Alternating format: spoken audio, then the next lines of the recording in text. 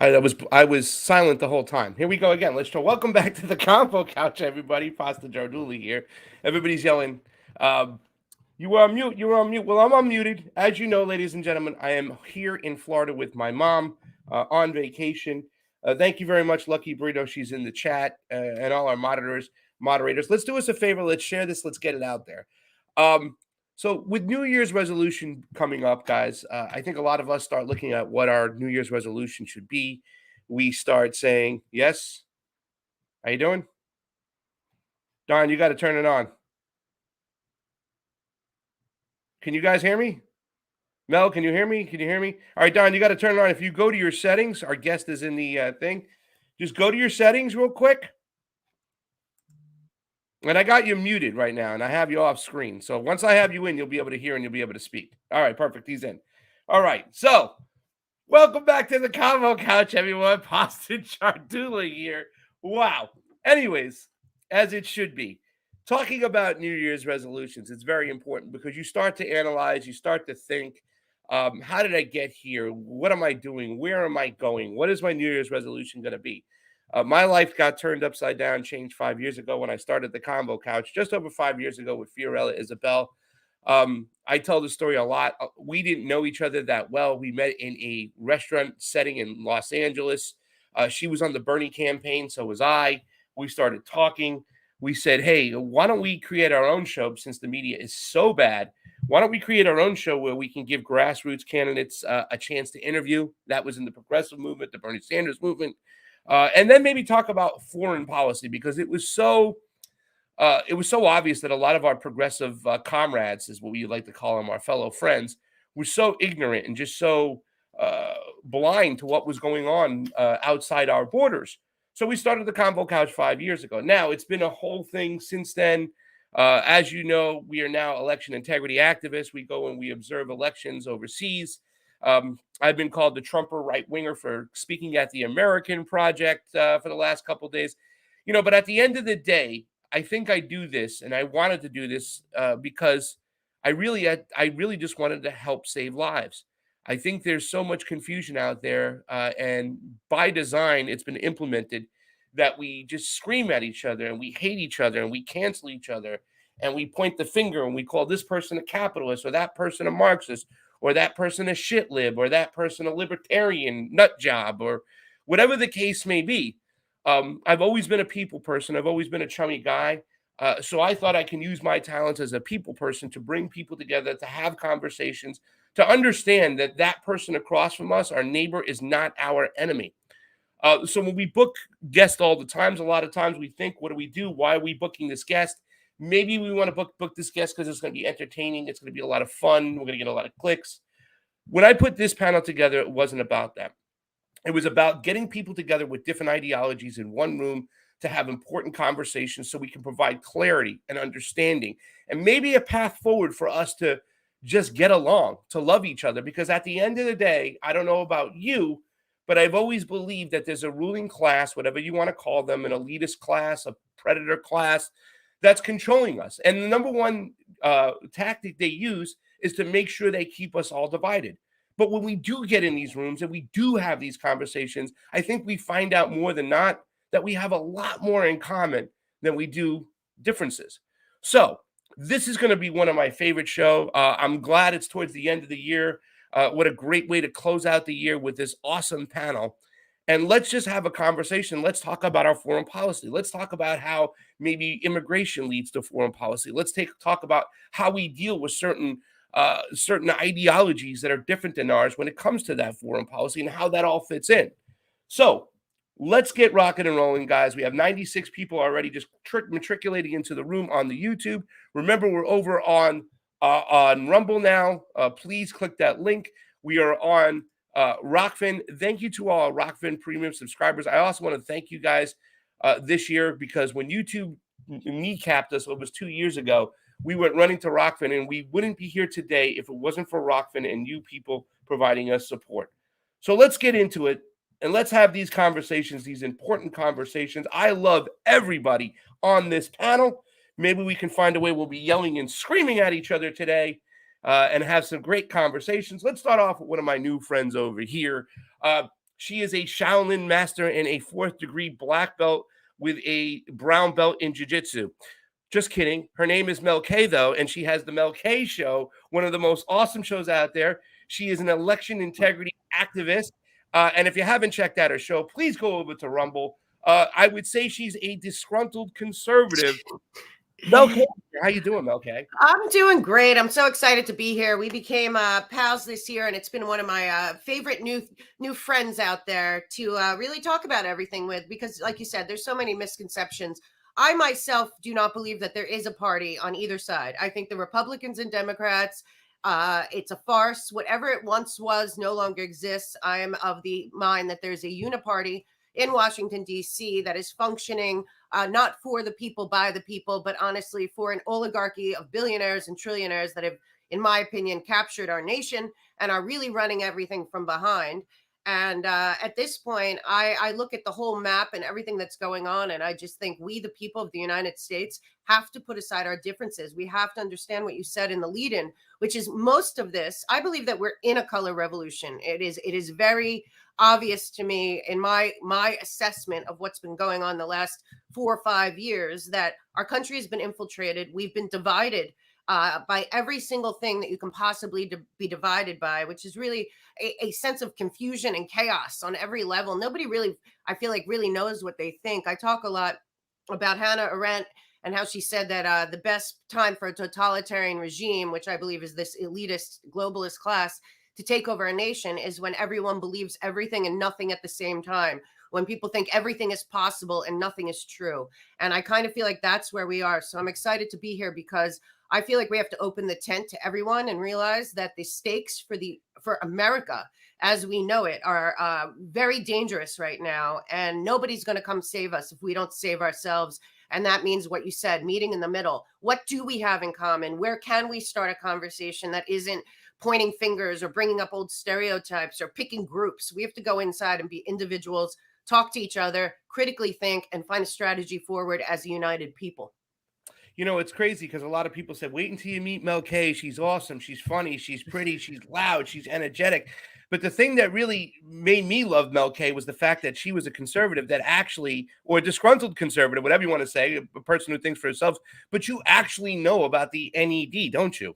Yeah, and it's very disappointing. Listen, when I saw that this omnibus bill that they just passed, the 1.7 trillion-dollar bill, 858 billion for our military industrial complex, and I've been reporting on this for a long time. I know you have too.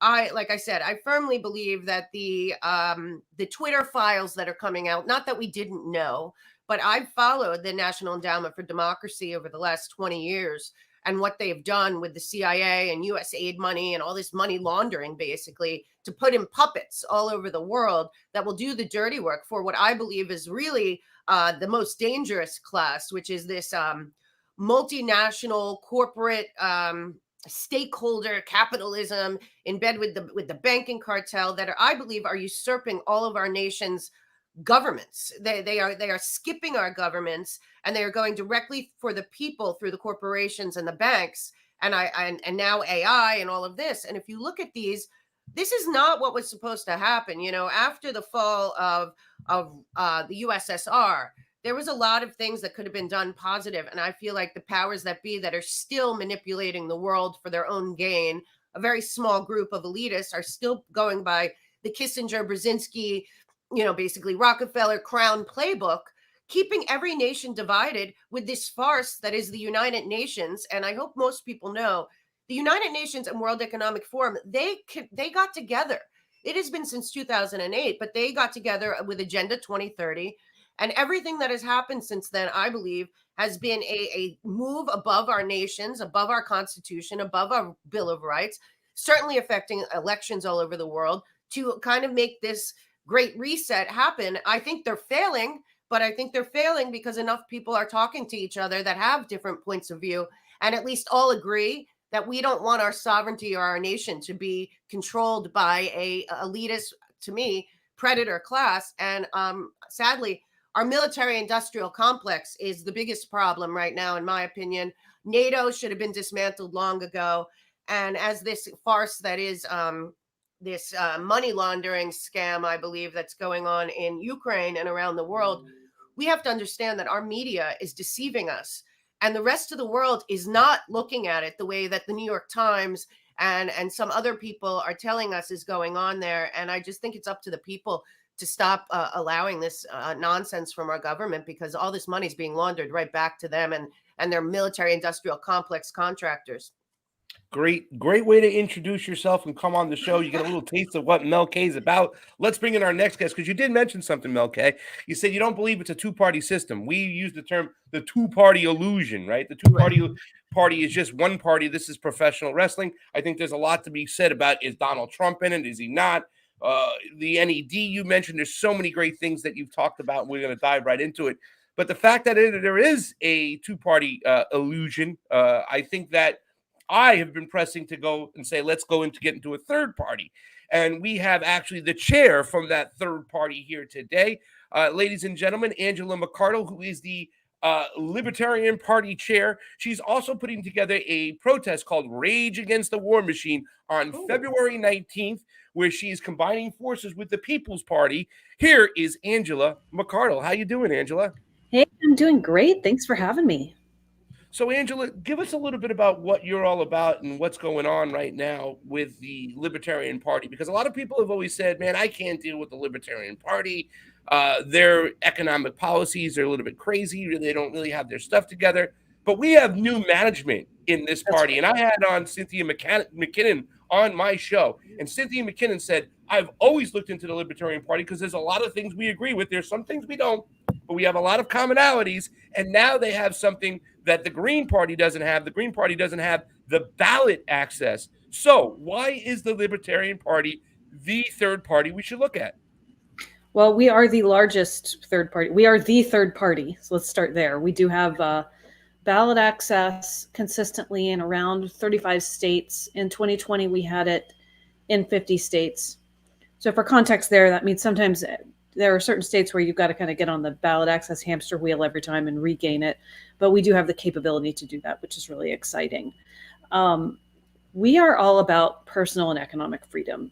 So we want people to thrive, right? We want people to have a chance to prosper, to meet their highest potential, and to be able to do it free of coercion from corrupt governments and compulsory institutions that mimic government. We are all about that. Most of us are very, staunch free market advocates.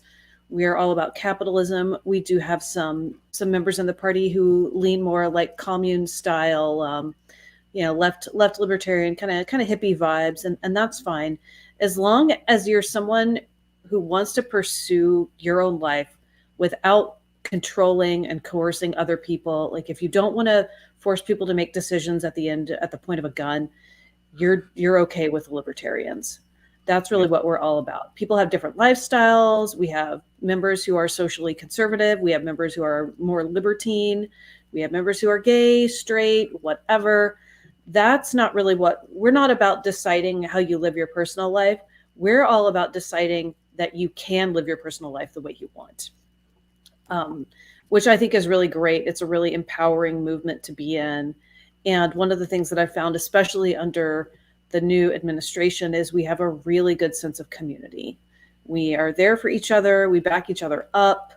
If somebody's in need, you get it. A lot of us have gotten into relationships, gotten married, and had children with people that we met in the party. So it's been a really rewarding, welcoming experience for me and for a lot of other people as well. Yeah. And we just want to share that with everyone else. And obviously the big project we're working on right now is a single issue coalition, or actually, I guess there's a couple of issues. They kind of all fall under the anti-war umbrella, but there are a handful of issues that we're working on with the People's Party and other independent groups like Action for Assange, Code Pink, United for Peace in Ukraine. We're all pushing a really strong anti-war message right now. We have a great event coming up February 19th in Washington, D.C. at the Lincoln Memorial, and it is called Rage Against the War Machine.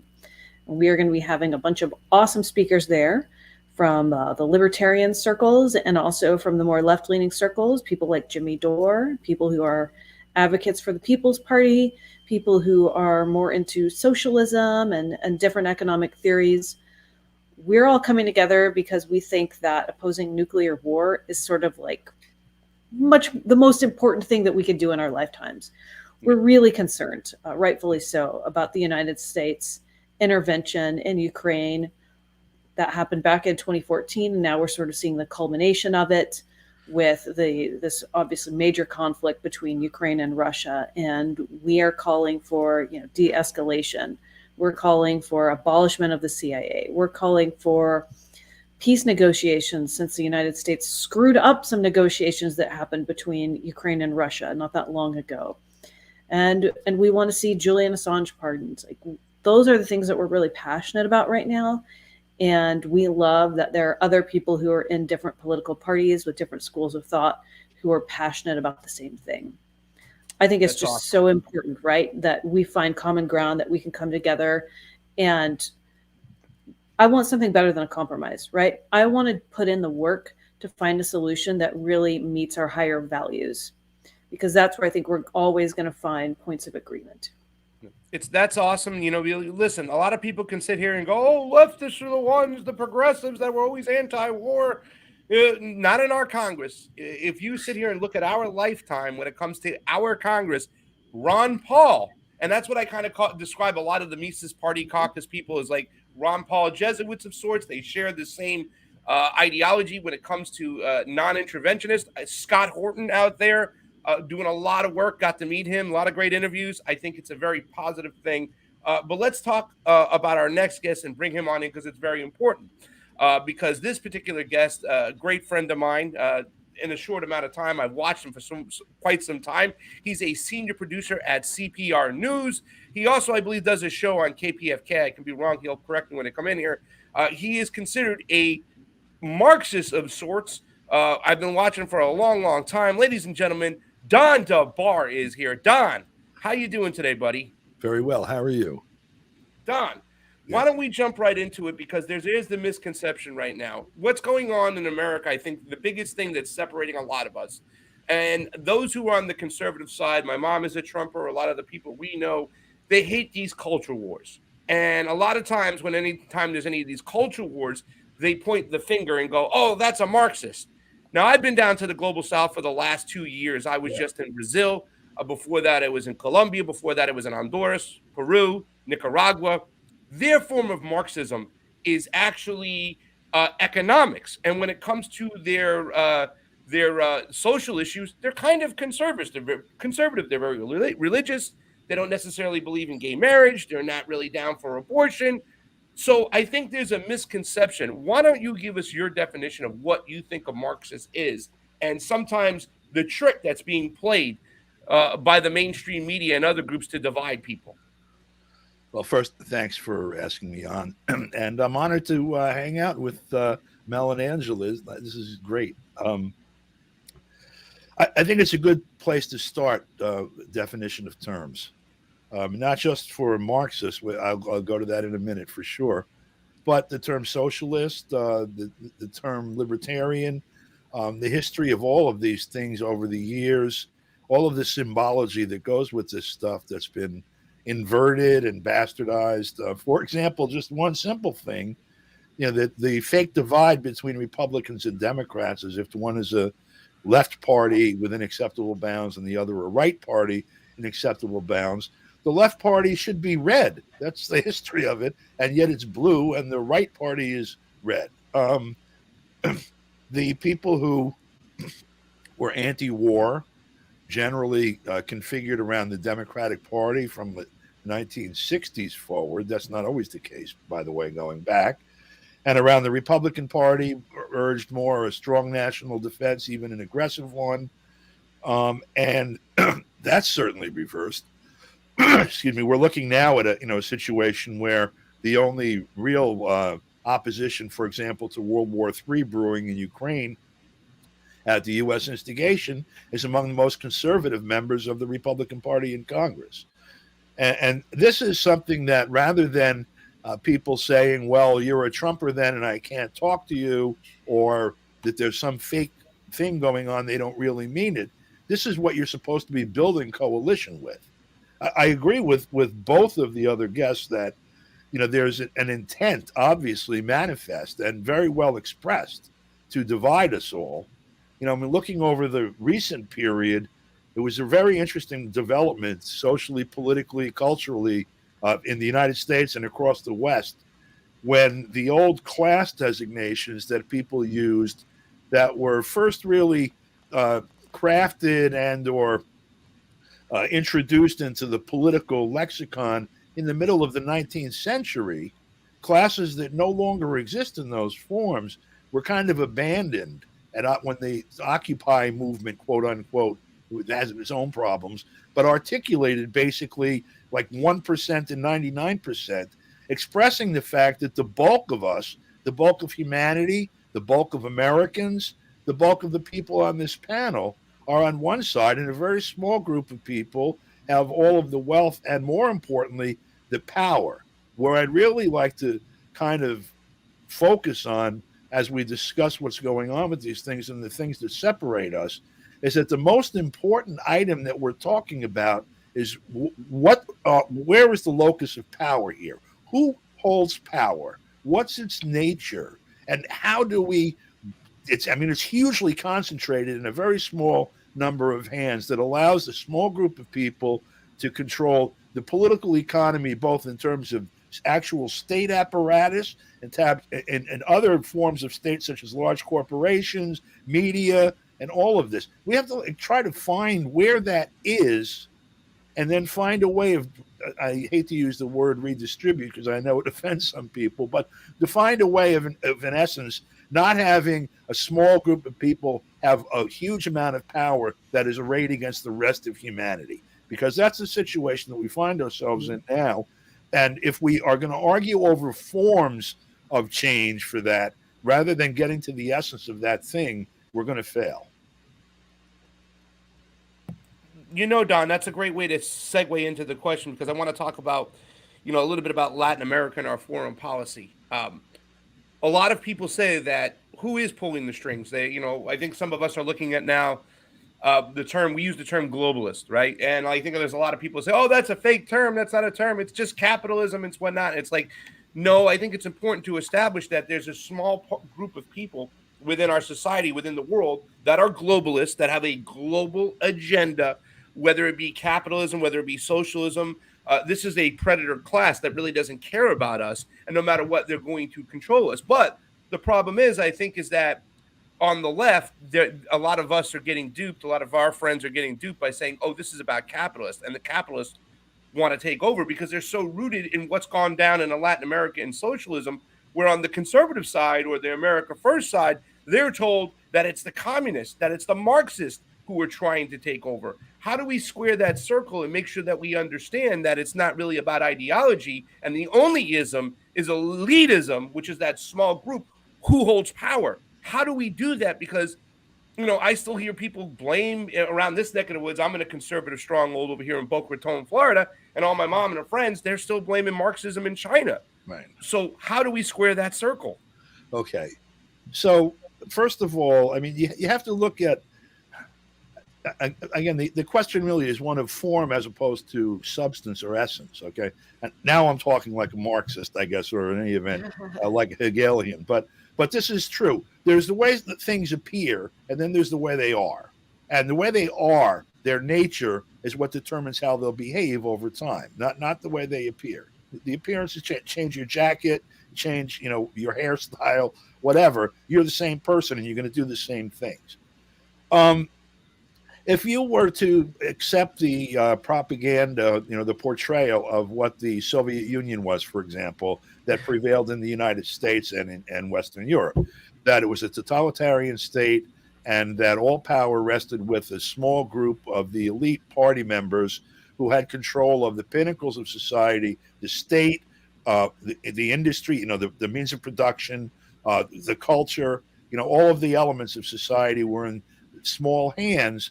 And that this means that having a large state, it empowers dictatorship, maximum dictatorship, and thus a large state should be avoided.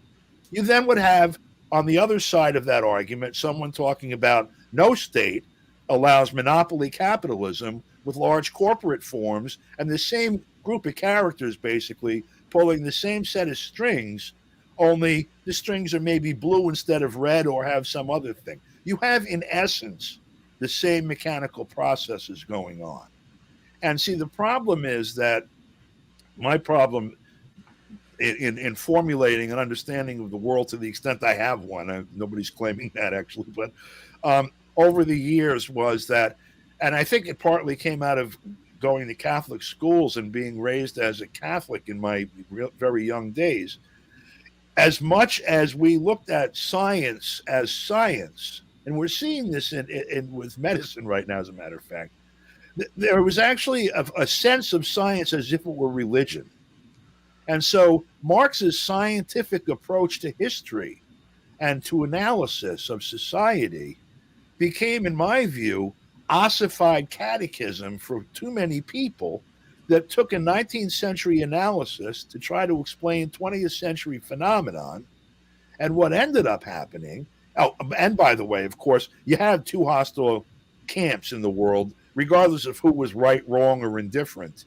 That's a fact. And so each of the systems that evolved under either the pressure from the outside of the other one, or in any event, the enabling excuse that, well, look, we have to keep a tight rein on everything here because those bad guys are going to get us otherwise.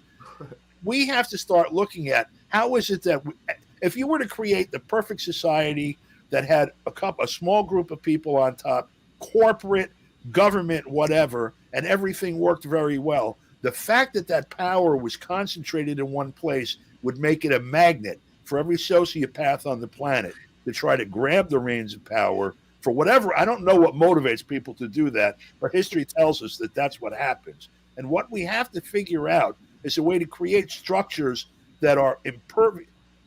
Just one last thing. I don't know if anybody's familiar with that thing, the drinking bird. People used to have it on their bar. It's like some sort of a bird that goes like this, finally dips all the way into a glass, goes back, and it's almost like a perpetual motion machine. We have to find a way to have society redistribute the rewards so they don't get too concentrated and power doesn't get too concentrated. And perhaps there's a way of distributing the rewards without that concern, without power getting concentrated. I think that's the task in front of us. And my Marxist analysis of history, including the present, looking at the various forms on the planet, China, whatever it is, Europe, whatever it is, Venezuela, whatever it is, and the emerging world, tells me that we have to find a way to create this kind of balance in society and among societies, or it's going to get even uglier than it is now, and it's pretty damn ugly now. Mel, I want to ask you, I want you to jump on this, because what Don said right there kind of just, I keep thinking, well, how do we really change that? How do we get people to understand that, there is a group of people up top, right, that are controlling things? Because every single time my mother watches Fox News or I see it on there, it's still more about let's pit people against each other. They can't get over the fact that there's, what's going on at the border is a problem. They call it an invasion. They keep going on that leftist Marxist are trying to change, little girls into little boys and all this other shit. I mean, it's really, really hard for people to concentrate and say, okay, listen, this is not a group of people who's messing society as far as your neighbor, but this is a ruling class.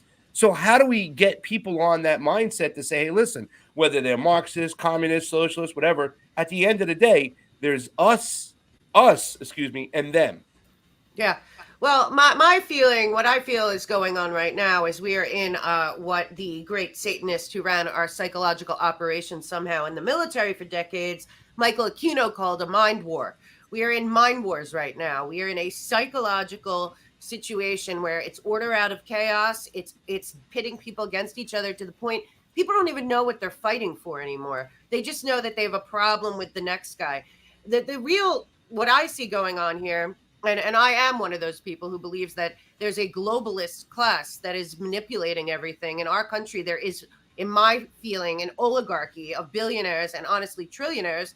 Because if you trace all of the NGOs that are causing all the chaos in the streets, including the Carnegie Endowment and even National Endowment for Democracy, all these people, the ACLU, Southern Poverty Law Center, you pick it, they're on both sides. If you trace the money, it all goes back to about 10 billionaires. All of this money is very concentrated, and these people align with the World Economic Forum and the Davos class. And if you look across all of their borders of what they put up, and you look at all their websites, it used to be we're able to say, oh, conspiracy theorists.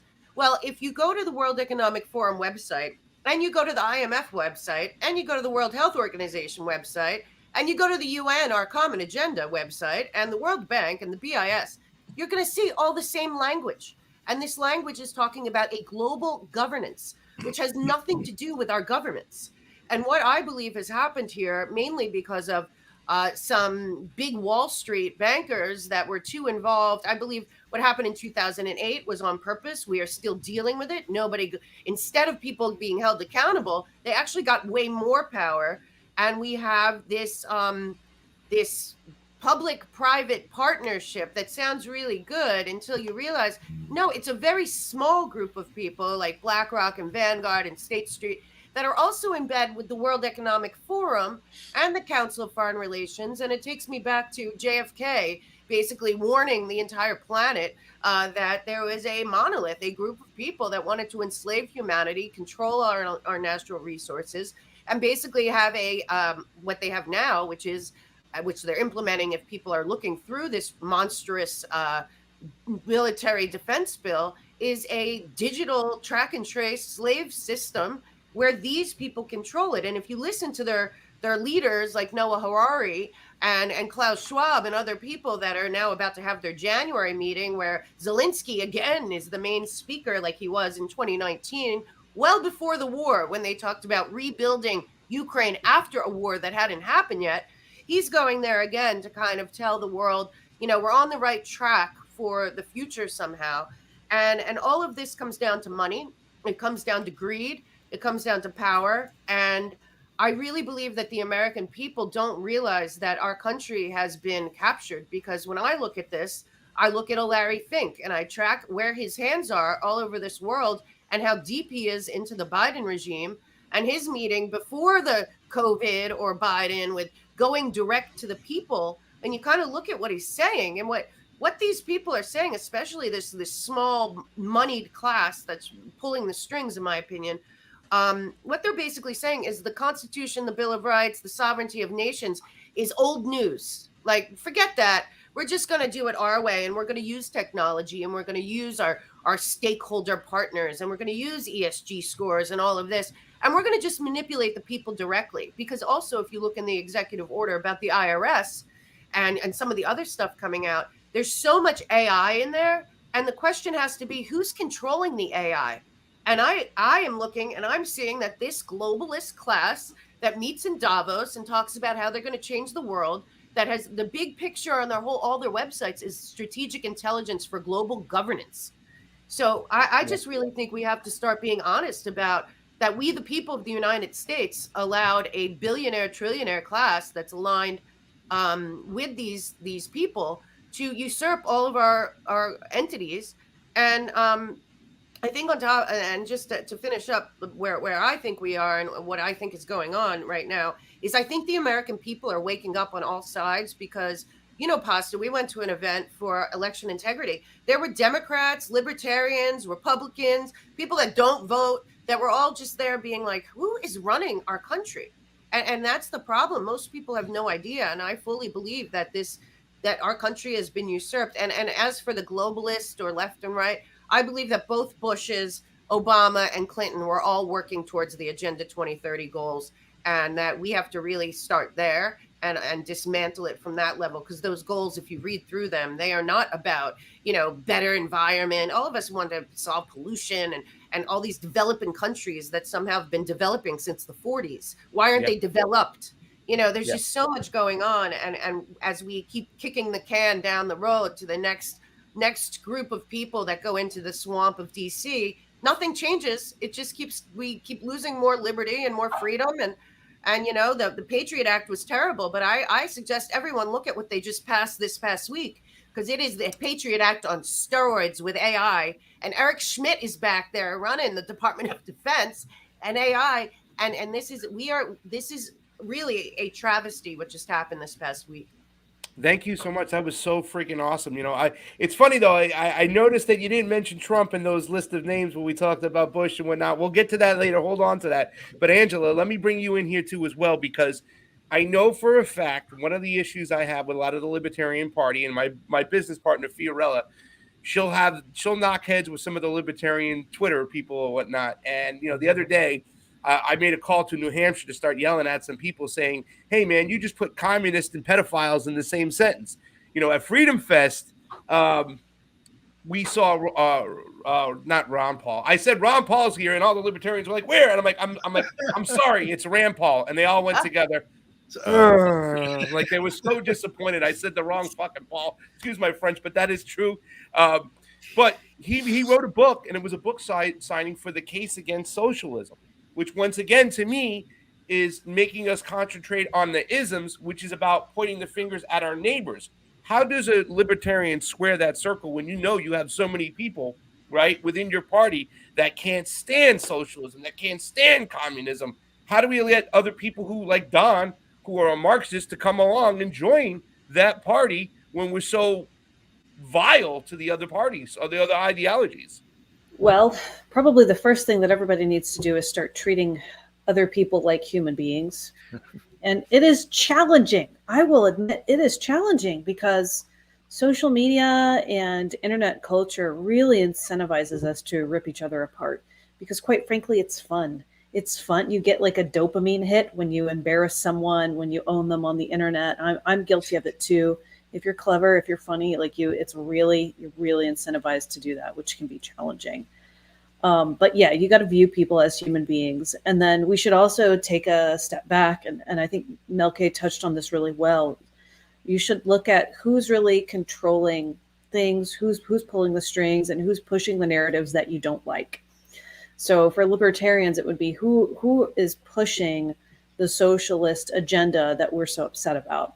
Is it other people who are socialists and people who are left-leaning on the internet that we interact with? Is it our family members? It's probably not. It's probably trickling down from a group of elites, just like people who are very upset about what they perceive to be capitalism. It's a handful of people who are doing really vile things that a lot of us either feed into, we take cues from, and so on and so forth. If you want to get a really good overview of what I view as the evil elites in charge, I recommend that people go to two books. Tragedy and Hope by Dr. Carol Quigley. Yeah. It's a very, very thick book, or you can get the summary of it, which is called The Naked Capitalist. And what that book does is it does a really good job of exposing and it's very factual. It's not conspiratorial. You can look it all up if you have the bandwidth and time.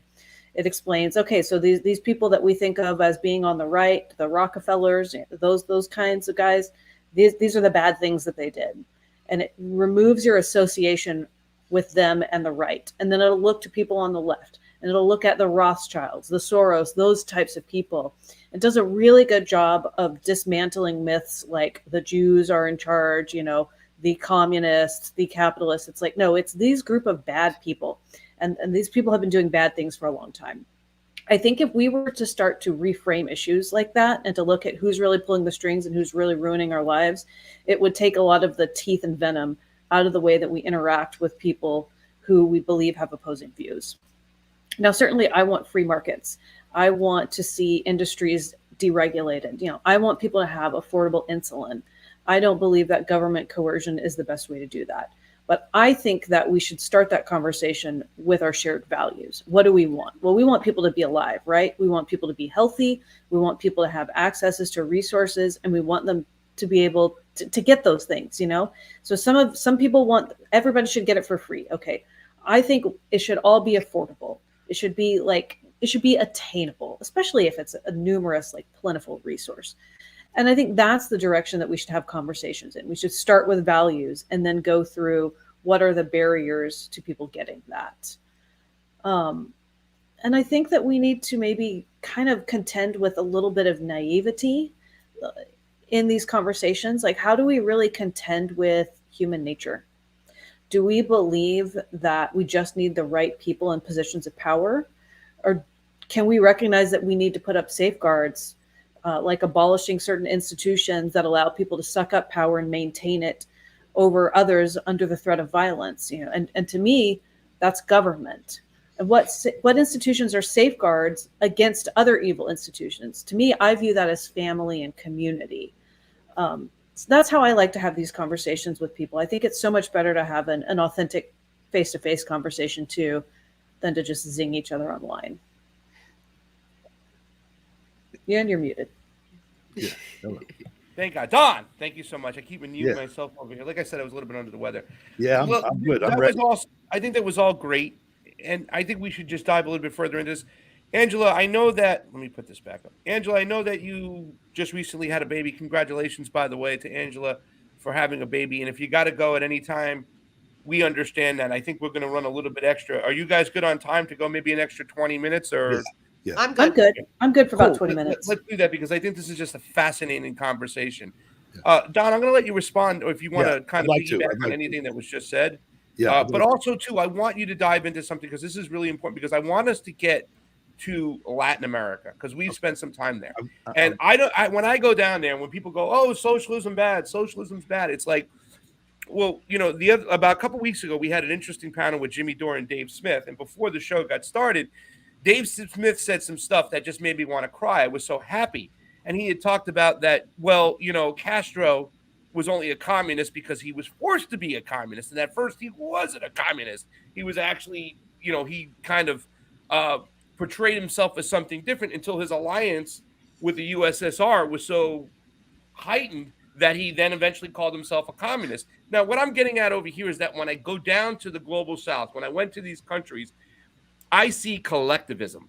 I don't see socialism. I don't see communism. I see a group of people in a country where the empire, their boot is on the neck, the United States empire, and it forces them into this collectivism to join together, to combine resources, to combine powers, to fight off the empire. And I've never said I'm not going to advocate for communism. I'm going to advocate for the acceptance of communism. And I know a lot of libertarians that this has been split because we've had some problems, some issues with some of the libertarians at Freedom Fest. I got into it with one of your ex-members, and I'm like, that's not libertarianism. You guys want to arm Cuba? You want to help them? I mean, this is just ridiculous. You're supposed to be a non-interventionist. Don, can you give a little examples of what's going on in the global South and why they have the ideologies they do have? And do you honestly believe that the anti-communist movement is more about pitting the citizens against each other than actual communism? First,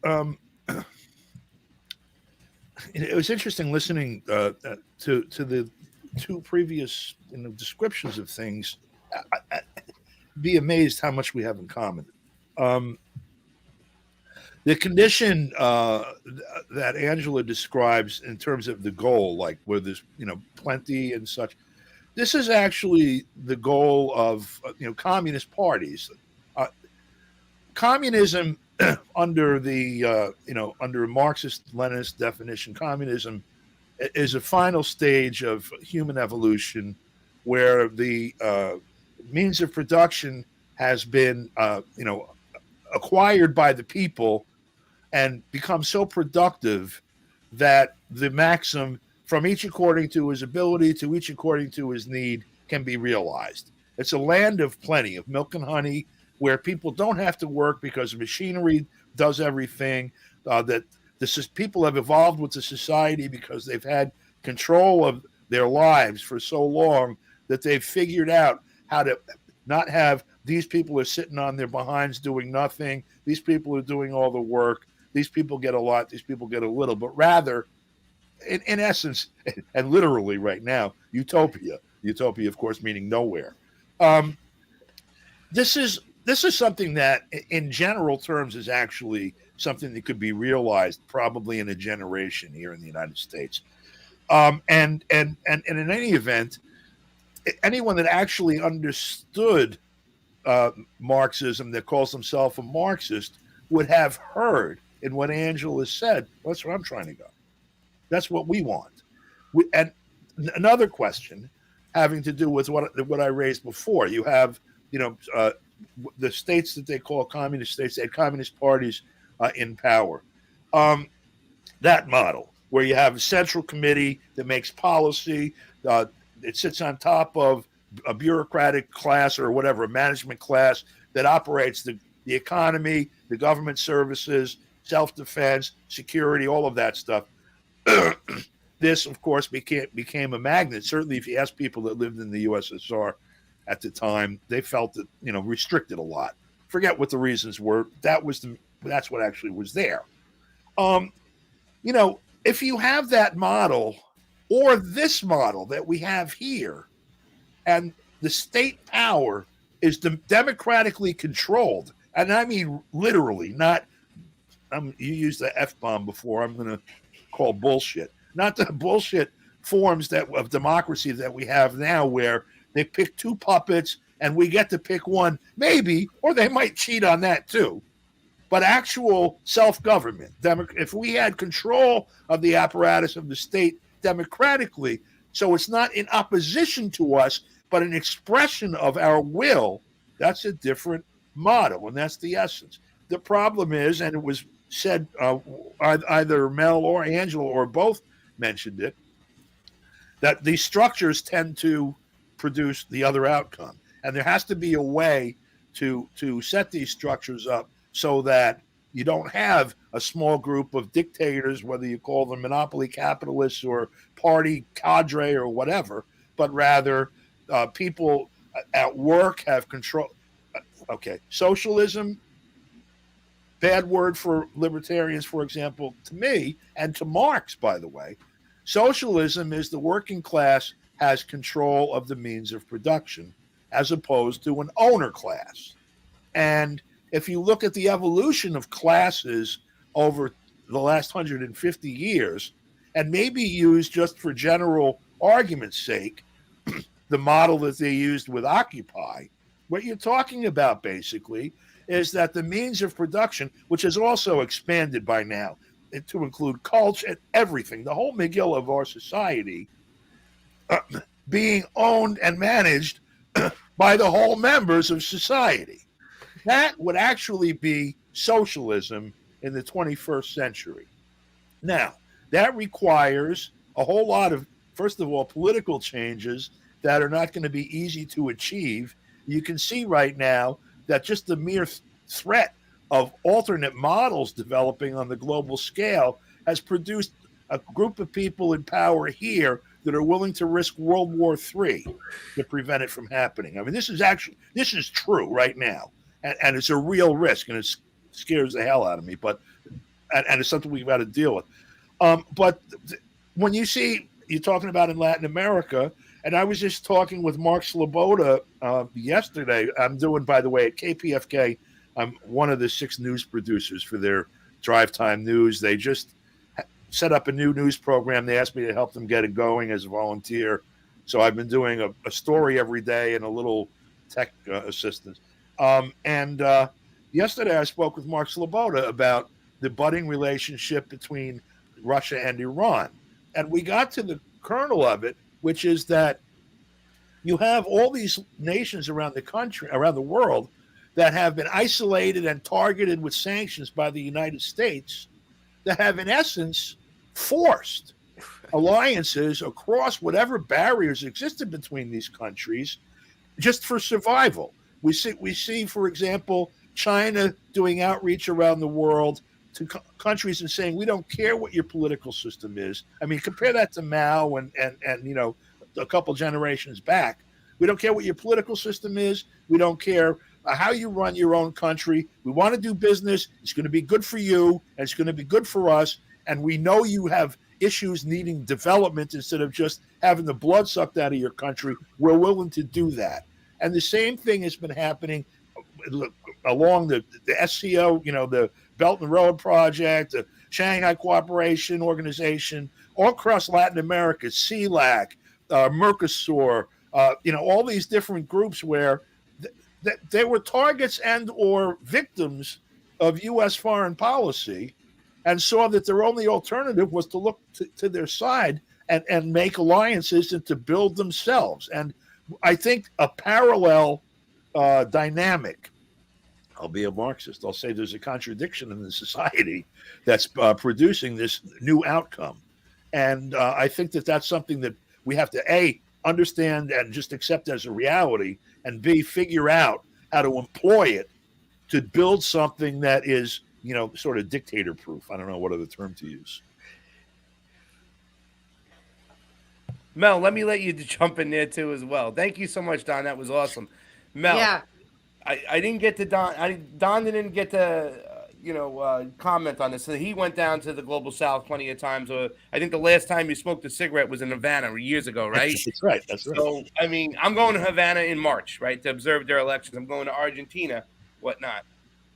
In your opinion, and a lot of these people we talk about, they talk about protect the borders, right? They're at our event, and I never forgot this. And before I had to go up for the solutions panels on elections, there was a gentleman who used to work at the border, who was I don't know if he was an agent, whatnot, but he said he was trying to classify or get classified cartels as a terrorist organization. And it really just burnt my ass, because I know, and a lot of people know, that the cartels are run by the CIA.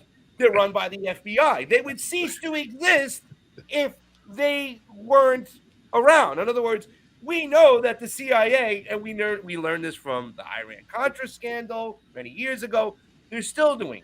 In your personal opinion, as a disgruntled conservative with a lot of America First friends, do you honestly believe, yes or no, the number one cause of migration, and this is why I got involved, because I couldn't understand the whole wall thing, and I've been very critical of Tulsi Gabbard, who doesn't talk about the actual root cause of problems now. She's talking about shit at the border.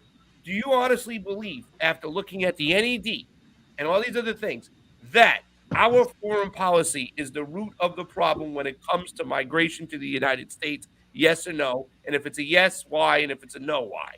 Yeah, 100%. I believe that 100%. And the reason I believe that 100% is because of what you're saying and the lies that have been told to for generations now about what really is going on and who is funding everything and the fuel that is funding everything.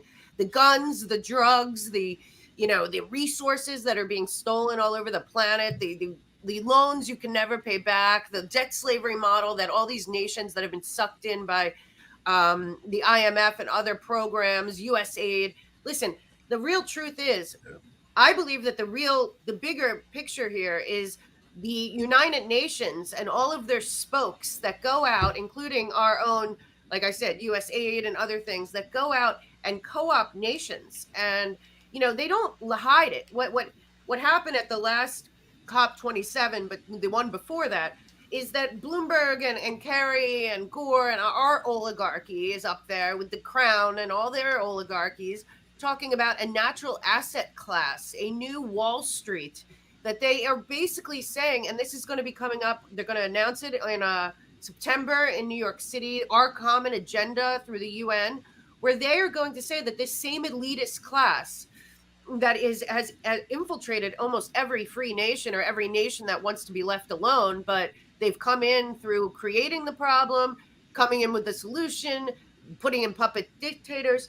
But where we are now is that they are coming through and saying all natural resources belong to us, that you will own nothing and be happy is not a joke to them. They have it all laid out and planned out that they're going to own the oceans and cyberspace. And, they're just putting out the administration now just put out a cyberspace and AI Bill of Rights. They're doing all these things that are usurping things that they have no business holding above us. And they're creating a new asset class based on natural resources that should belong to whatever nation they are at. And this is really about fighting that Belt and Road Initiative by being as sneaky and underhanded as they've always been. And what we're seeing is, honestly, China is offering a lot of nations, including in South America and Africa, a chance out of this never-ending development nonsense where their own natural resources aren't being used for their good. And we all know that we have the technology and the ability with agriculture and everything that we have, that the entire Sahara could be, making the same amount of food that the entire state of Israel seems to be able to make. All of these nations, if given their resources and real good people were running those countries, and that there was the UN and all their fraud and all of their fake World Bank and all these people, if actual humans, like Angela was saying before, if people started just treating people like other human beings, I think most people believe that every nation should be thriving, should be that nation first, that people should have food and clean water and energy and all of that. And this is all just a power struggle. I do believe that it's falling apart. I don't believe they're these great resetters, that I think they're failing, because I'm watching them planning out their next big moves. They're the Davos, and then the UN thing, and that's coming in September, and then we got the World Health Treaty coming again. It's all these same groups, and at the very top, you trace the money. It's all the same partners, all the same bankers, all the same thing that it's been now for 100 years. They are telling people, and guess what? Because of shows like yours, and because of the other two voices here, and me and other people out there, I think the large majority of the planet is looking at these people and saying, "Who are you?" And you don't have a choice. And honestly, for me, I think that the biggest problem right now in America is that nobody's going to prison for anything. And I'm not talking left or right. I don't care if it's the Clintons. I don't care if it's the bankers on Wall Street. I don't care who it is. There's a lot of people that belong in prison that have a lot of power. And as long as they keep getting away with what they're doing, their fraud and their looting and their money laundering and their trafficking and everything that they're doing to make money at the very top, and we keep sitting here, 300 million Americans, waiting for the next election, well, then they continue to thrive. We have a real problem, I think, right now with law and order. And I really think we have to go after these institutions. And if the judges are all compromised and, and all the blackmail that's going on and all of that, fine. We, the people, have to demand it locally and work from our states and from the inside out. But we need to start demanding that people are put in prison for what they've done all over this world. These war criminals, I dug real deep into Libya. I think it's the biggest war crime that's probably happened in the last 20 years. And it's been repeated over and over. And the American people don't know that it's us. And it's in the name of we, the people of the United States. And I think if we all got together, like I was saying to you, even about Union of the Unwanted, if we all got together under the same tent and said, you know what, this is what we, the people of the United States, want and is okay to do in our name, and everything else, goodbye. Because I believe that the Constitution, the Bill of Rights, a lot of things in our history have a map forward. But all of these agencies and everything, I think the Patriot Act should be ripped up. I think we need to go back to Constitution, constitutional law, and we need to weed out the judges that are allowing this criminality to go for decades, year after year. The same people that probably were behind killing JFK are still sitting in D.C. in back rooms deciding what's going on in the world now. We need these people to be brought to justice. And until there's some justice and transparency and comeuppance for this elite senior executive service and the military industrial complex, we're going to be stuck. So that's why I think I love what Angela's doing in to end the war and that march and other things. But we have to stop picking sides and just pick America. I want to get Angela in real quick too as well, because I think I love it when I have a panel and it's the libertarian that says we got to love and trust people. It talks about human, right? Because there's a misconception that, libertarians don't want war because they're fiscally conservative and they don't want the blowback and they don't want to deal with the finances. But you actually talked about the human element. So Let's just say, that for argument's sakes, that the libertarians get in power. We obviously understand the Ron Paul method. Let's not intervene. We pull the plug on all our bases down there. We got 82 bases in Latin America, by the way. It's not the Boy Scouts down there, ladies and gentlemen, handing out cookies to people. They're there to make sure the corporations can extract the resources and nobody messes with them. They also want a destabilized government, so therefore they can have chaos and they can thrust austerity measures on the country. And the IMF comes in, the banks. I mean, this is just the same old game going on for a long time. But Angela, the Libertarian Party comes into power, right? You pull out a lot of the money, you get rid of the NGOs. What do you do at the border to clean it up there? How do you square that circle when people say, no, you should be coming here legally? I hate that because I don't think these people would have come in the first place had we not forced them to come. And I saw that firsthand in Honduras more than Yep. anything. I had people say, "You want to mess with our government? Then we're going to your country." That's right. Honduras, do anything here. Guatemala, Central America. Yes. So the first thing you got to do is you got to have an open, honest conversation about why people are coming here, and we are going to be seeing more people coming to the border. We are going to be seeing more because of what's going on in Peru right now, and this is not getting talked about nearly enough. You've got a U.S. ambassador, I think her name is Lisa Kenna, who worked for the CIA for 9 years, is now down there. I think she was also, I think she was an assistant or executive secretary to Mike Pompeo too. So she's been down there stirring up regime change. They ousted their president. This all happened in the last, since December, in less than a month. Locked the guy up, and now they're installing a new regime, a U.S.-approved dictator in Peru. How's that going to go? It's going to go like everything else. We're going to wreck their economy. Whether or not we approve of how someone else is running their economy has nothing to do with us in the United States. Now we're going to put in something that we think is good for us. You know, their own interests be damned, their wants, their choices be damned. I will never advocate for communism. I will also never say we should go and overthrow some other communist country. It's none of our business. Right. It's just not. This is like being mad that your neighbors are gay. It's none of your business. Leave it alone. Jeez. So we're going to see that happen again. And I think that the only way to start resolving border crisis issues is for us to completely pull out of these other countries. And to a certain extent, we're going to have to deal with the consequences here. And I think that a states' rights approach is probably something that's going to help with it. And there are states that are going to want to be sanctuary states like California.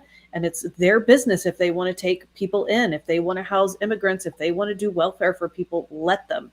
If other states don't want to, then I think the best way that we can handle that is to let them not do it. I also think that it's pretty gross to keep people in detention facilities with toddlers on the border just languishing. Like, again, you gotta look at these people like they're human beings. Would you want your family to be treated that way if they were in dire straits, if they were impoverished because the CIA went and wrecked their economy and someone, NGOs, government, whoever, sent subversive messages over and told them to come up here? There's a lot going on that we just don't see in mainstream news. So, you know, I'm not advocating for people to come up here in droves and live in the streets and get free welfare and so on and so forth. But I am saying that it's a complex situation, and we've got to have the wherewithal to actually view it as, in the way that it is. You know, it's really happening. Angela is exactly the chair that the Libertarian Party needed. She is so smart. She does her homework. She knows that we talk about the coup in Peru over here. We went down there and everything like that. And you right. do. Yeah, I know. We were down in Peru, and you better believe it. Once again, it's resource extraction. Some of the most lithium in the ground is in Peru. They're part of the lithium triangle. I think zinc and silver. They have a lot of really good resources. I think they're like the second highest exporter of zinc or silver, something like that. Like they've got a lot there. So mines all over the place. Natural resources for the fourth industrial revolution. Mel knows we need that. Klaus Schwab wants that. And this is why I never liked Elon Musk. He says, we'll coup who we want to coup when we were down in Bolivia for that lithium over there. Also, too, as well, Pedro Castillo, the duly elected, fairly elected president, always said that he wanted to curtail the drug programs down there, the issues with the CIA, knowing that the DEA and the CIA run it. The only reason why Gustavo Petro got into power, I believe, in Colombia is because he didn't take that head on. He wanted to decriminalize it, so therefore he could take his hands off it. And it seemed like the CIA was like, all right, we can let him in because he's not going to mess with our cash crop. Let's wrap this up. Let's finish this up. We're going to start with Don, go to Angela, and finish up on Mel, because a lot of people in the chat keep on yelling about Trump. Don, so I want your opinion on Donald Trump. Now, listen, I've said this before. Gun to the head, if I had to vote for Donald Trump or Joe Biden, every single day I'd vote for Donald Trump because I believe that he's way better than Joe Biden. However, there's still a lot of problems there. We have Julian Assange, who was not pardoned. We have the CARES Act. Donald Trump has become a vaccine salesman. And then even his latest comment when it came to Brittany Griner. Of course, I'm not crazy about, Brittany Griner and the swap for who she was swapped for, but she's still an American. She's still a human being. And his comment, oh, she doesn't like America, it seems to be divisive.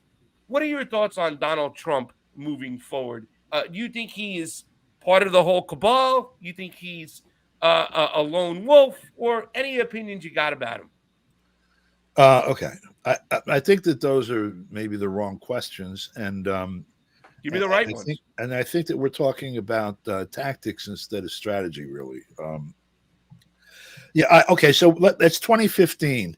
I'm getting contacted by various media. I do political commentary on all kinds of foreign media. And so people are contacting me looking at the U.S. presidential election in 2015 during the primary season.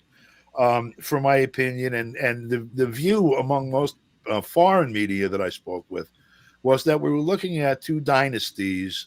The Bushes, it was going to be Jeb Bush against Hillary Clinton, and wasn't Trump an interesting character? Oh, you're fired, et cetera, et cetera, et cetera. And Trump got a lot of play, and because he was, media character, the dynamic, of course, news channels and news media generally make their money presidential election years, and they're loss leaders the rest of the time. The ad revenue comes in during presidential election years because they got more eyes.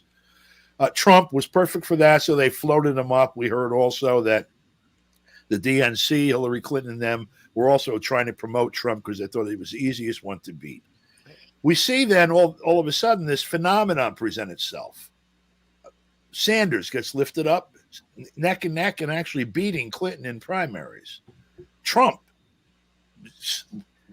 trashes everybody else on the Republican side. And all of a sudden, he utters basically the verboten language. NATO might be obsolete. These wars, they're stupid. No more regime change. And things that, no one had spoken for 40 years in terms of foreign policy. No one. South Carolina, the debate, I just want to reiterate that, Don, when he went after George Bush, Jeb Bush, I was jumping out of my chair because I've been waiting for any Democrat to say that for years. And here comes Donald Trump. Please continue. So here's what happens. So I'm looking at it still, analyzing it, and I'm like, I'm doing, a daily news program. And so my editorial position is, Frank, let's be honest. Everybody tries to favor someone with what they're saying when they're involved in that construct. And so I thought best thing that could happen would be for Sanders to win the Democratic primary and for Trump to win the Republican primary, because that would change the whole paradigm there. They would have to reconfigure things. And so while I was in the process of doing that, I had regular people that I spoke with, particularly on this point, Professor Tony Montero at the Saturday Free School in Philadelphia. And his perspective, he's a Du Boisian scholar, W.E.B. Du Bois. That's his framework. And he said to me, if you're a Marxist, why are you looking at the election instead of the sociological phenomenon that's represented here? I said, what are you talking about? He said, you're looking at a working class uprising in place. Within the Republican Party, people are not voting over prayer in school or abortion or anything else. They're voting out of desperation, their class interest. He's the only one in the group that said he's going to get me a job. If you look inside the Democratic Party, you have exactly the same thing going on. The people are not there because of abortion rights or gay marriage or any of the other crap that people usually vote over. They're there out of desperation. Sanders is against the treaty, I forget what the hell they call it now, so far gone. TPP. TPP or whatever, and is going to bring back, reindustrialize the country. And people are lifting them up for that. They've had enough of the existing power, the existing structures, the existing group of politicians, the existing order, and they won't be had. And finally, people are out in the street. What do you think this Black Lives Matter movement represents? They've been killing black people here for 400 years. It didn't put them in the street. People are desperate, and they don't see any rescue anywhere in any of the things. And so you had this whole uprising basically in place. Marx said, they come to the party with the clothes that you're wearing. So I'm a Republican. This is the guy I'm going to vote for to help solve my problem because that's what I'm offered. He's the outsider. The same thing with Sanders, who won that, by the way. They stole it from him. And he surrendered it at the convention. So that's what was actually going on there. I went to both conventions, and I had no doubt. After I was with Tony, I had no doubt after that that's what was happening. This has not changed. Now, Trump, we try to figure out how he actually, the mechanics of him winning the nomination. And, people say, well, you're an insider, you're an outsider. We all have these theories. We have no way to prove any of them. A lot of these things are unknowable. Okay. We can only make deductions. And so my deduction is something that actually Lenin wrote about, and the phenomenon that we've seen play out in the development of the Western economies, that there is a tension between industrial capital and finance capital, and that finance capital has been dominant in the West for a very long time, and that both political parties, in fact, represent finance capital. All you have to do is sit in Congress and watch them vote on almost anything to know that. Look at 2008. Look at everything. And that Trump represented, in a way, and from his background, a frustrated industrial capital. People that are sitting on top of enough skill and equipment to finish developing the world that needs half the people or a quarter of the people need housing, electricity, roads, hospitals, schools, all kinds of infrastructure, where we have the wherewithal right here to do it. And it sits idle because on the books, the right people don't make money. That's the dominance of finance capital. So what do I think of Trump? I don't care what he is. He represents some things going on in the society that we got to pay attention to, that we have to try to find a way to harness and put to work. And that's what he means to me. Well, Angela, why don't you get in there, because I'm going to let Mel finish it off, but you jump in there really quickly. What are your thoughts? Because I know you have a lot of people. The Freedom Fest movement, right? We were at Freedom Fest, and there's a lot of people, freedom, a lot of old conservatives, but it seemed like the libertarians were taking over that festival. There was a lot of disenfranchised conservatives like Mel K. Maybe we can get her in the Libertarian Party. Who knows? Let's work on her. But I mean, I'm still there on the fence too as well. What are your thoughts about Donald Trump, and how do you convince somebody who's a Trumper to say, hey, come take a look at what we got going on over here? Okay, so my thoughts on Donald Trump are that he was essentially a populist candidate. I appreciate that he bucked the system and kind of beat it initially. I think he surrounded himself with really bad people. I liked some of his ideas. I didn't like all of them. I wasn't down with the border wall stuff because it ignored a lot of the stuff that we just talked about with foreign policy. I love that he said he was going to audit the Fed. He never did it. So after 3 months, it was like, come on, are people still really buying this? Come on, guys. What else? What else did you want me to cover? I have so many thoughts. I wanted you to also tell, how do you convince people? All right, listen, so those are some things. Let's stay there for a second. He audited the Fed, the JFK stuff, never pardoned Julian Assange, Yep. sold vaccines. There's a lot of things to go off there and stuff like that. But how do you convince, with all that going on, it's very hard to go, Donald Trump was a fraud and a fake. Come over here. How do you convince a Trumper to come over in a good way? You gotta, meet people where they're at, right? Remember, these are human beings. So you don't want to go in, swinging your fists. You gotta understand that a lot of these people, it's kind of embarrassing to still be a Trump supporter at this point, and you have to give people an opportunity to save face and gently show them that Donald Trump didn't meet his promises. However you feel about his promises, however you feel about the border wall and all the things that he said he was going to do, he didn't do them. He didn't meet them. And he's just not the guy. Like, he's not the savior. There is no person in government who is going to save you. There is, whether it's QAnon, Donald Trump, Rand Paul, there is no individual in government who is going to ride out of the White House and fix all of your problems. You need to start with yourself. You need to start with community, then take it to the state level. It's not happening at the federal level yet, and it's not going to happen under the leadership of any party. The Libertarian Party is not equipped to save you, at the federal level either. The Republican Party is full of deep state swamp operatives. So is the Democratic Party. I want to leave you with a thought experiment, though. Since we're doing this left-right come together thing, let's have a thought experiment. Let's talk about the means of production and property rights in a different way, real quick. You are literally not allowed to produce and distribute something, anything that someone else has a patent on, no matter how badly it's needed, because someone else claims ownership to that recipe and to the production of that product.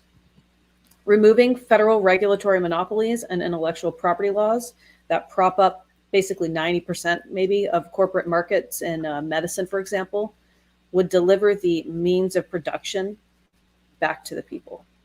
This is one thing that Donald Trump almost got right. He almost started to dismantle regulatory monopolies and intellectual property laws.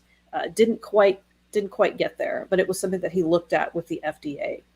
I think that is something that Trump supporters and people on the left, Marxist, communists, whoever, I think it's something that we should be able to come together, and it should be a populist thing. And even though it's not like really popular and sexy to talk about regulations, when you see people who need medicine, when you see people who need insulin or whatever, I think that that's something that could be a unifying thing for us, just like the anti-war movement. So I will leave you with that thought. That's interesting. That's awesome too, as well. But I know that I'm going to let Mel jump in here because I know there's a lot of people who said that, well, what could Donald Trump do? He was working against the swamp. He did the best he could. He did not fulfill his promises, but look what he was up against. Mel, and then we'll give everybody a chance to plug their information, their shows. This will be the last answer before we do that. But Mel, your thoughts, and give us your closing out on Donald Trump, what you think, because I know there's still. I don't think there's as many people as there were before that are on the Donald Trump train. I think there's a lot of people out there that be like, you know what? Now I'm going to just take a pass. There are certain things like the CARES Act that was signed, which was the greatest distribution of wealth up to the top. There's the Julian Assange situation. There is the vaccine salesman situation. There's a lot of things out there where people will go, not for nothing. And it's very easy to say, yeah, he's better than what we have, you know what I'm saying? But, a shit sandwich on nicer bread is still a shit sandwich. Go ahead, Mel. Give us your thoughts on Donald Trump, where you think he's at. Right. Well, first and foremost, I just want to say that I agree with the thinking that the vassal state that is the District of Columbia is no longer serving we the people, and that I believe that the saving of our nation goes community to community, state to state, and then we rebuild our states. Because if all of our states balanced their books and took control of their assets and got rid of a lot of the regulations, every state could be functioning without the grip of Washington, D.C. on top of it. And maybe we could redefine what Washington, D.C.'s role is, because whatever role it was supposed to be playing, it has not been playing in a very long time. As for Donald Trump, my feeling about Donald Trump is that I think that the one reason that they hate him the most, and I don't mean the people, I'm talking about the people that destroyed everything he was, and I'm talking from day one when Democracy Matters and Media Matters had their meetings, and Transition Integrity Project and all these billionaires that put in a lot of money with Arabella and other people. They hated Trump so much, in my opinion, because Trump was dismantling the globalist pieces. He was pulling out of the World Health Organization. He was getting rid of the Paris Climate Accords. He was getting rid of I'm told he was going to be pulling us out of the UN and suggesting a new body be created that was not mired down by the IMF and the World Bank and the BIS and all of that. I think he was dismantling a lot of globalist things that were already in place to be championed into the future. And he saw America being taken over and our sovereignty and our country and our constitution and everything in danger. First and foremost, I do believe that he was surrounded by, on purpose, from the inside, a lot of people that made sure that he could do nothing. And it was a long game. It was a long plan. They did not want him there. And all of the agencies, I believe, are being exposed, not just through the Twitter drops. We knew that, and Google and Facebook and the Atlantic Council and Council of Foreign Relations. It was all against him. I could have done without a lot of his comments and this and that, but for me personally, I think he tried to do a lot of things. I think he was working on dismantling and looking at the Fed. I think he was doing a lot of things, But every time that he got far enough, I just feel like he was slapped down by either the fake Russia collusion, Russia, or the impeachment one, impeachment two. He wasn't really allowed to be president, as far as I'm concerned. But at the end of the day, what he did do for our country is expose the uniparty, the corruption, the military war machine. I look at what happened with COVID. I think there's a lot of silver linings. I think the American people woke up to what is going on in our schools, what is going on in our medical industrial complex, our big pharmacy industrial complex. Take Trump out of it. I think that we, the people of the United States, learned through watching Trump and all of the machinations and everything that happened, that our country is worth saving, but that there is no, like Angela said, there is no savior. And I don't think anyone that's thinking that there's a savior doesn't realize the only savior is you.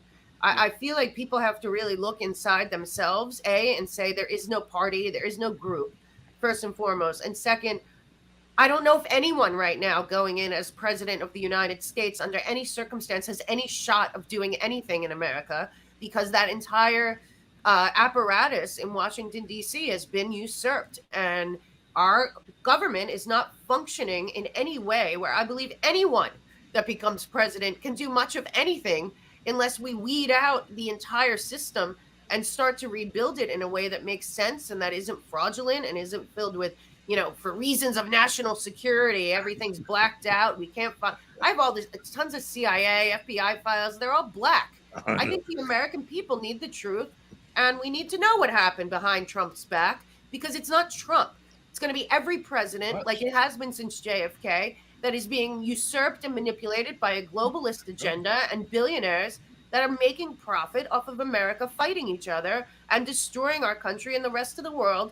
And, honestly, I fear for our country, because I don't think that the vassal that is Washington, D.C. is any longer the answer on any level. I just, so I feel for Trump now, because the sad part is, I do know the family, and I'll tell you, there's no reason Eric Trump should have 2,500 subpoenas in the last 2 years.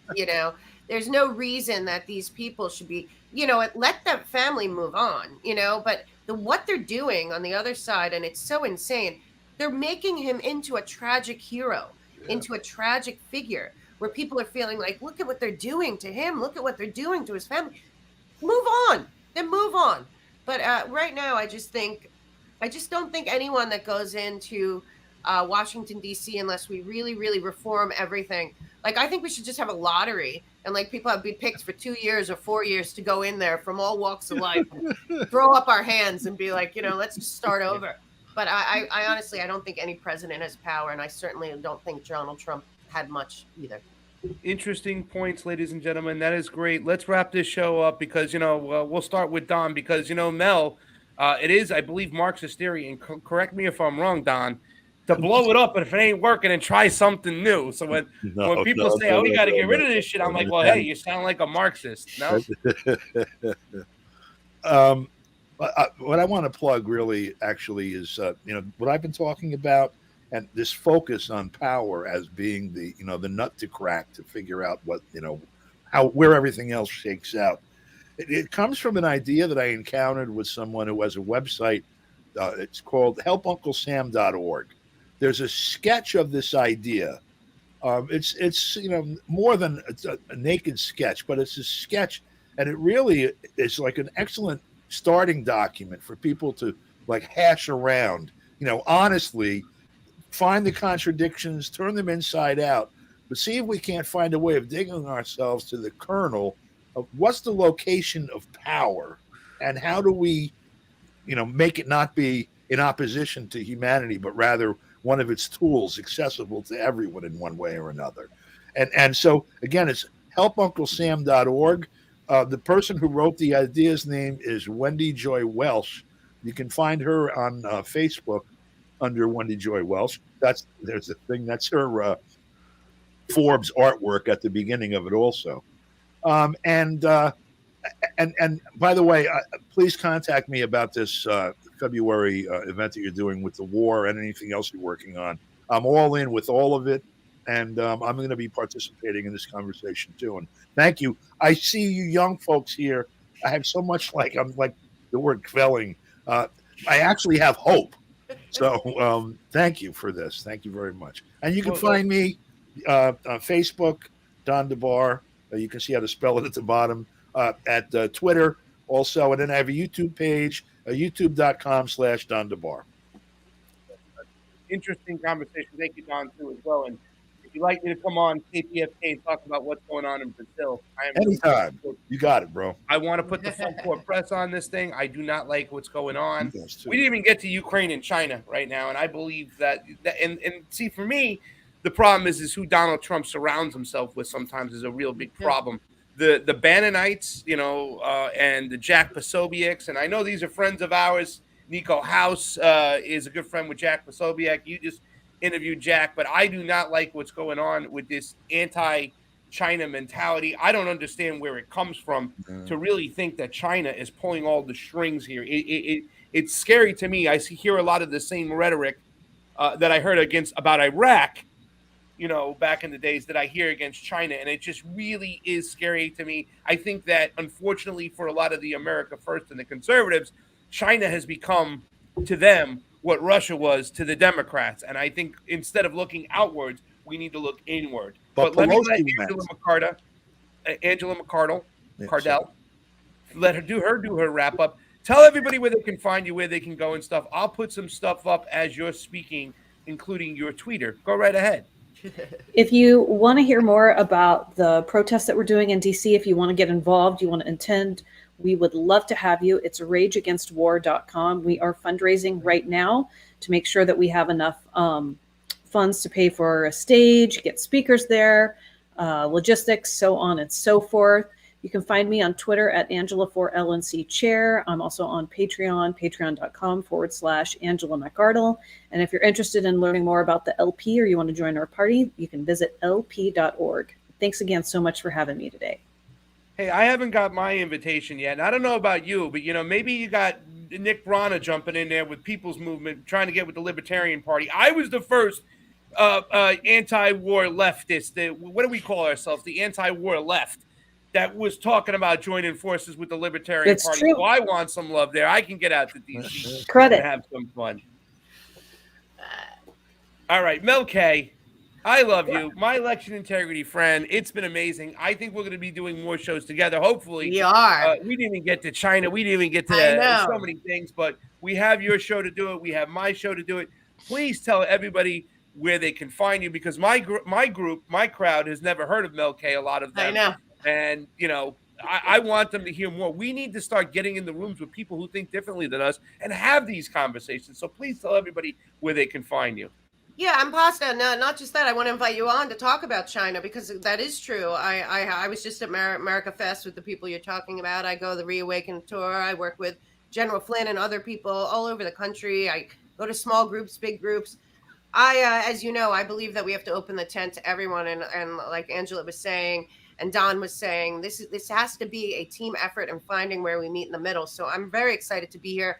And and I'd like both of you to come to my show as well. And in 2023, Pasta, we have plans. So we're going to get out there and do regular shows. But I am at my big channel is Rumble. I'm at Rumble. You can tell what side I'm on. I was kicked off of Twitter, YouTube, and Facebook and everything. So you still don't have your Twitter back, huh? Well, it's covert. I don't have the Mel K show back yet. I have at Mel K show, which is what I could get until whatever, if I get my channel back, which would be nice. But if not, that's okay. I am at Twitter right now. I just started an Instagram, the Mel K show there. I'm on Truth Social at the Mel K show. I'm on Getter, Gab, CloudHub, Frank's Speech, and BitChute. And basically, the melkshow.com is where you find me. And I have a great resource page there for everyone. I have the WikiLeaks documents.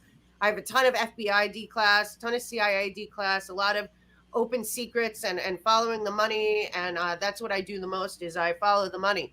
And I suggest everyone start following the money. It'll make things a lot clearer. So find me at themelkshow.com or at Rumble. Yeah, and make sure you guys exchange information. I think we need to do more shows together. Yeah. Don, I've been following you for so long. Even before I started this, you've been and I think also you are Italian, right? So, I Yeah. mean, with a name like the Bar, it's hard to get away when your name is Jardula. De Berardinis is my name. Yeah, there you go. Family name. That's it for today, ladies and gentlemen. Thank you all for joining us. I'm going to invite this panel back again in the near future. Hopefully, we can get together, have some more conversations. I think it was awesome that we can all get in the room, and we need to start doing this. We got to remember that our neighbor is not our enemy. It's the ruling class, whether you want to call them elitist or the predator class, is what we like to call them. Special shout outs to Jason Burmis, who always connected so many different people out there, connected me to Mel K. And all those out there, guys. That's it for today. Combo out, guys. We'll see you soon. Thank you so much. Remember, you can always go to thecombocouch.com. It is back up. We have that rolling. Any ways you want to help out the show, you can become a Rockfin premium member for just $14.99 a month. Next month, we're going to have its own individual Combo Couch subscription. So that's coming. Thank you to all who made this possible. We'll see you soon. Combo out, everybody.